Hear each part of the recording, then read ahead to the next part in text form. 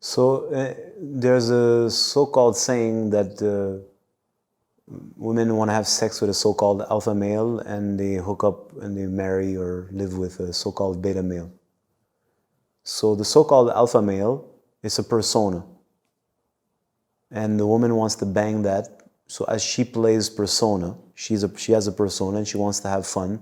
So she's playing a game and he's playing a game and they're playing a game and they have fun playing that game. But when she takes her persona off, she's fat. And she wants a guy who's home with her, reliable, won't leave her, and will listen to her as she spends her life whining and complaining. So I don't believe that the so-called alpha male is a man, and I don't believe that the so-called beta male is a man.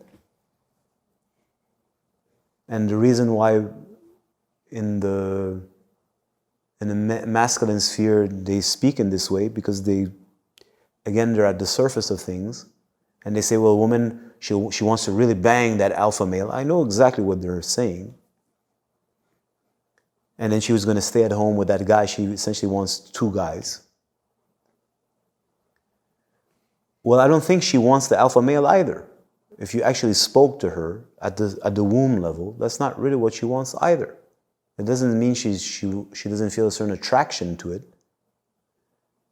This is a psychopath. This is generally an unbalanced individual a delinquent, a self-centered, narcissistic psychopath. So how is that considered an alpha male?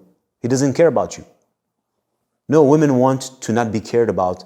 They like that kind of abuse. They're attracted to that. I'm like, no, a confused woman wants that.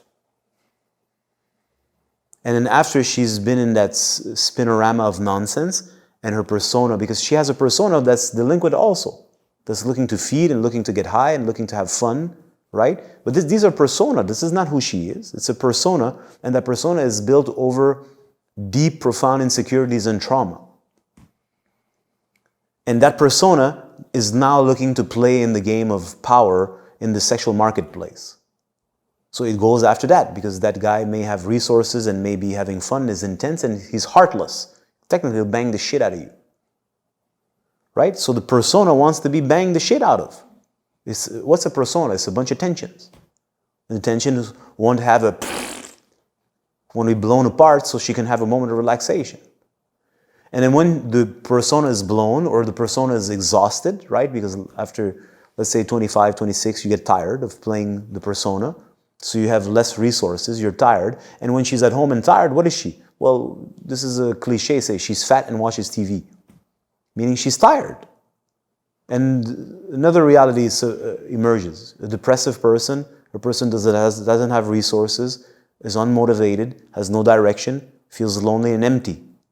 Which is the truth, but now in a little exaggerated fashion. And now she needs some moron to be with her, which we call the so-called beta male. So she'll hook him up with sex, she'll manipulate him at first to get him into her life, and then so she can just exhale and collapse and not give a fuck, which is her quote-unquote real nature. It's not a real nature, she's diseased. And now she's exhausted, so she needs a guy who's going to be there, quote-unquote, to take care of her, provide for her, listen to her, care about her, and create together a so-called relationship of love. There's no love there. There's a dependency, and both are using each other to disconnect from reality. Fine. So I don't buy into this. It's not that this doesn't happen. It does. But these are symptoms of a deeper underlying issue. The deeper underlying issue is that the woman and the man are disconnected from their actual power and their actual value. They never develop it or cultivate it, and therefore need to compensate.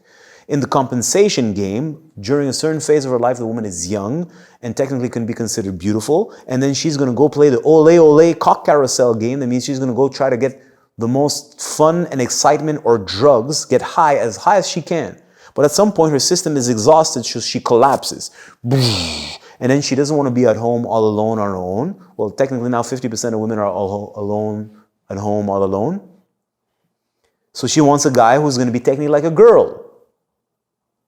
She's going to share her day, how it went, like your little girlfriend.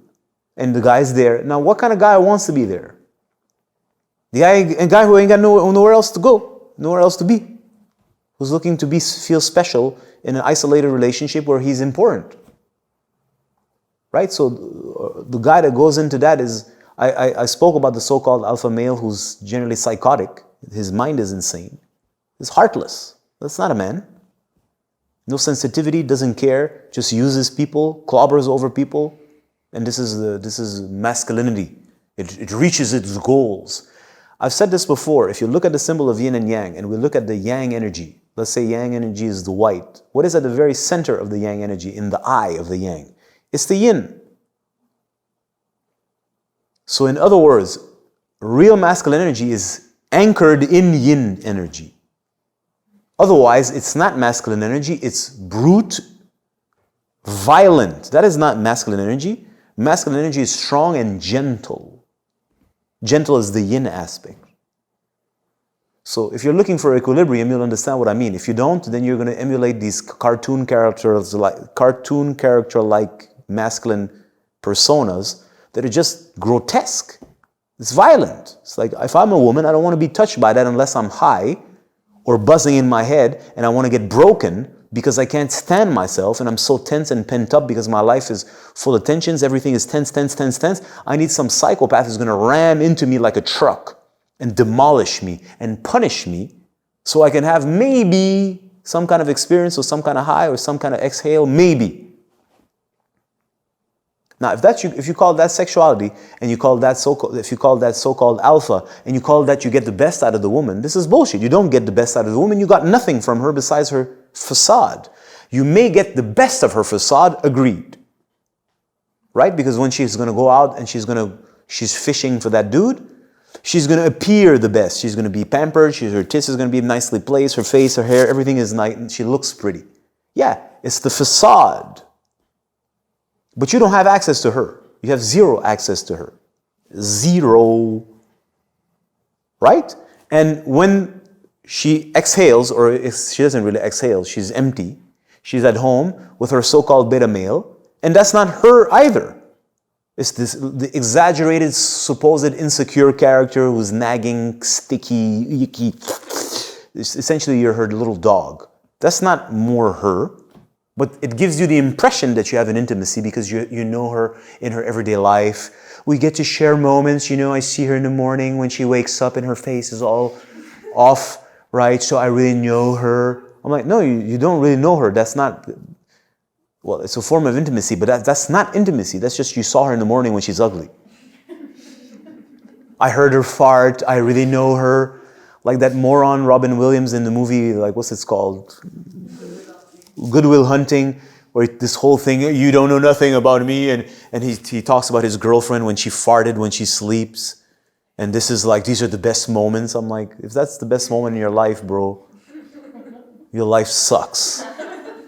When your girlfriend sleeps and farts in her sleep, and these are the things that you remember. I'm like, yeah, if these are the things you remember, because that's what made her human. So that's what he's trying to say.